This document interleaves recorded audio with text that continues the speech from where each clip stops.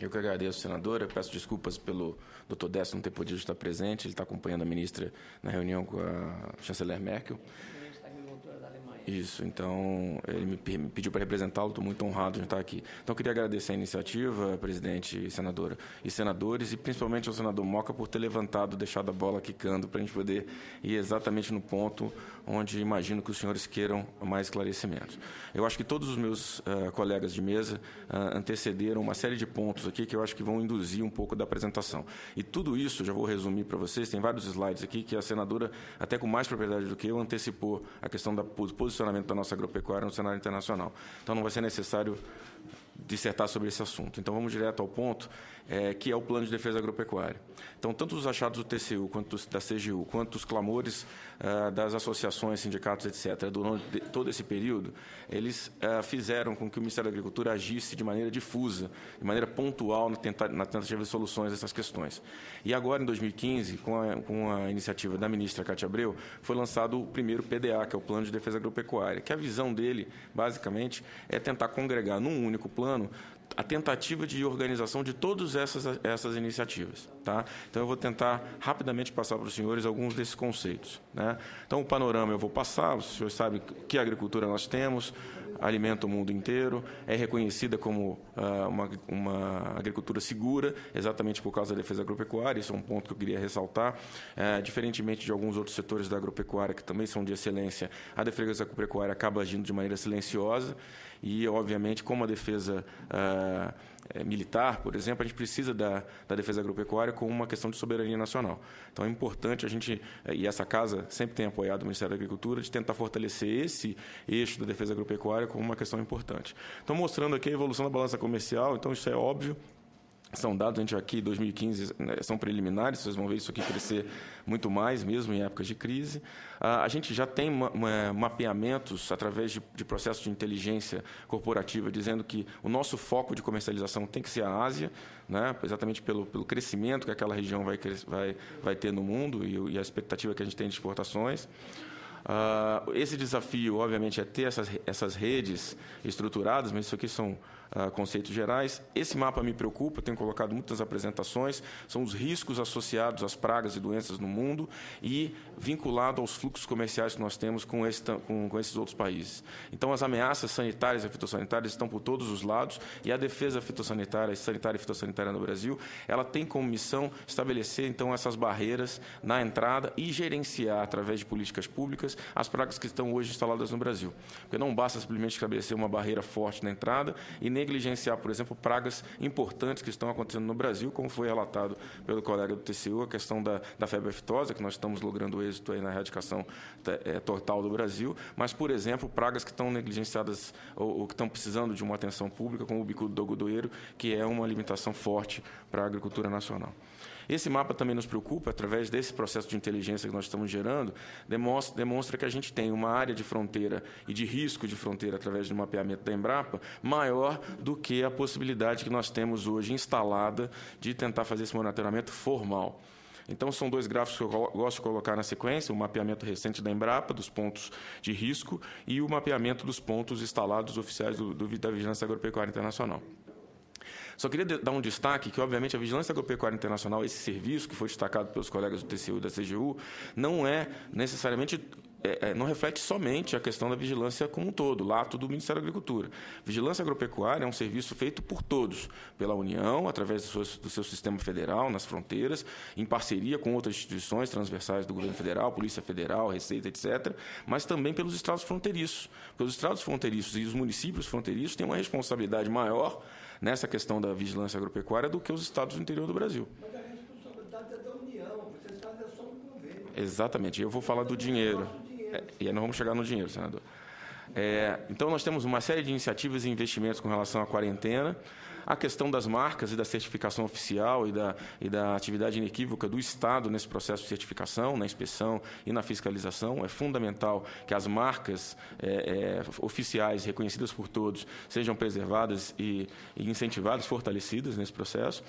E esse crescimento todo, como foi demonstrado, não existe, na verdade, uma correlação entre o investimento que está sendo feito na defesa agropecuária e a proporção que a gente beneficia o Brasil nas exportações. E por vários motivos. Não só por dotação orçamentária, senador, como o senhor colocou, mas por eficiência na alocação de recursos.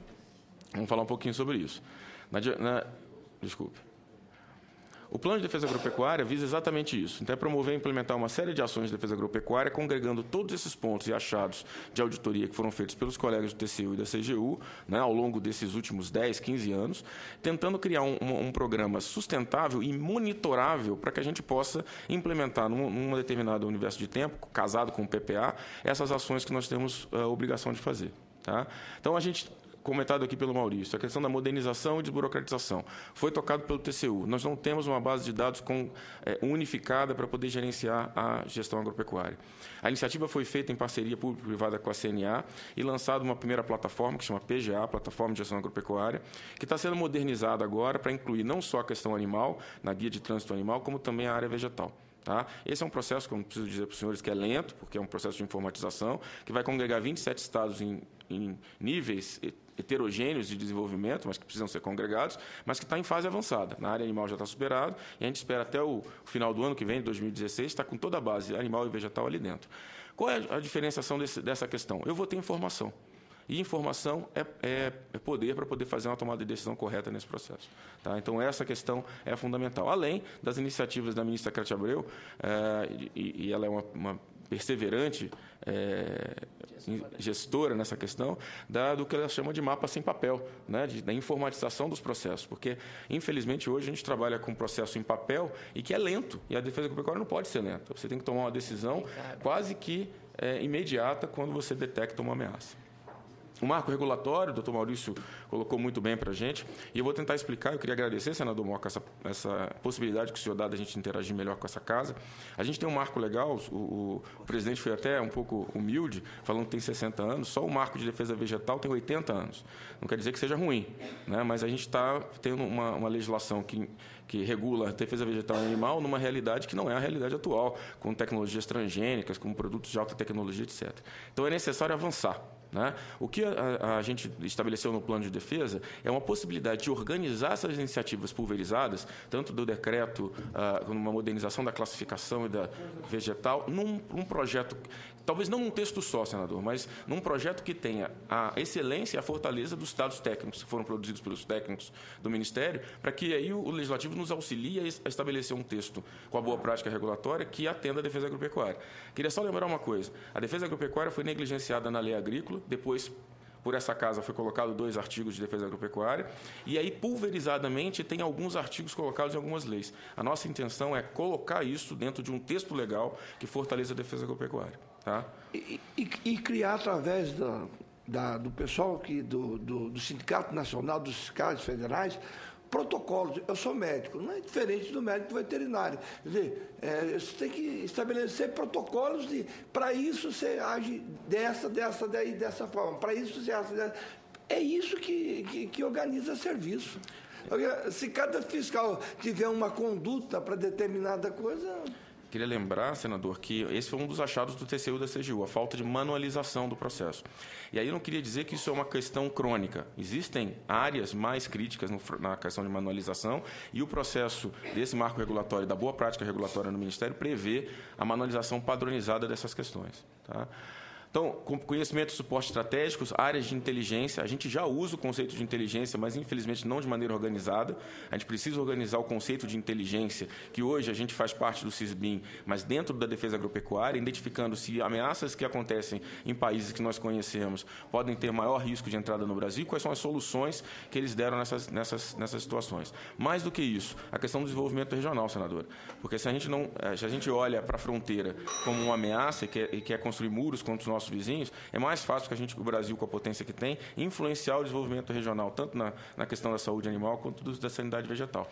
E os conselhos que hoje o Ministério participa e preside, que é o caso do COSAV, da CVP, eles têm esse mérito, né, de tentar desenvolver âmbito regional para evitar que a gente tenha que criar um muro na fronteira com relação a boi em pé e outras questões, né? Então, o suporte estratégico fala da questão dos laboratórios, né, e do investimento nessa questão. Queria destacar, já que a gente está falando de dinheiro, volumes realmente significativos para manter laboratórios do alto nível que nós temos e conhecimento internacional é uma questão de recursos pesada, e nós conseguimos agora o não contingenciamento, pelo menos nesse orçamento desse ano, através da ministra Cátia Abreu, de recursos para a defesa. Com todos os contratempos, a defesa teve 100% do seu orçamento garantido para poder executar suas atividades. Isso é um grande mérito para a defesa, as outras áreas do Ministério não tiveram essa sorte. E essa sustentabilidade da defesa que a gente precisa, senadores, já que a gente está falando de recursos, ter previsibilidade. Depender só do orçamento da União, para a gente pode ser uma coisa, vamos dizer assim, difícil de você gerenciar por causa dos contingenciamentos e preferências que existem nesse processo. Então, ferramentas que já existem, que precisam ser regulamentadas, nós precisamos definir, como a questão do Fundo Federal Agropecuário. Através de cobranças de taxas e algumas outras atribuições, isso reverte diretamente para o processo de defesa agropecuária, sem a dependência direta da questão do Tesouro, que facilitaria a execução das questões. Tá? Então, falando da questão da fronteira como um outro achado, nós estamos lançando um programa específico de fronteiras que prevê exatamente o que a gente comentou, senador, não só a execução direta do Ministério da Agricultura nas áreas do Vigiagro, mas a colaboração através de repassos de recursos prioritários para esses municípios que são fronteiriços, porque eles são parte do processo de defesa. Essa responsabilidade é da União como um todo, mas o Estado está colaborando, então ele precisa receber recursos para esse tipo de atividade. Então, nós definimos que, preferencialmente, estados fronteiriços e aqueles municípios vão ter uma atenção especial porque eles fazem parte de um sistema de vigilância, de alta vigilância em fronteiras. Tá? Programas, por exemplo, técnicos, como o da mosca das frutas. Mosca das frutas na área vegetal talvez seja uma das maiores limitações das nossas exportações. Então, o que a gente tem previsto é que, ao atingir esse problema na fruticultura brasileira, a gente possibilite um aumento de investimento e exportação de frutas do Brasil. Né? A gente é uma grande excelência em grãos, mas grãos dependem muito pouco da certificação fitossanitária e do controle de pragas para garantir a certificação de exportação. Já a questão da fruticultura, a gente tem um potencial imenso, mas a gente tem as limitações sanitárias, vamos tentar superar com elas. Tá? Tem a questão do fortalecimento dos laboratórios, ações do trânsito internacional.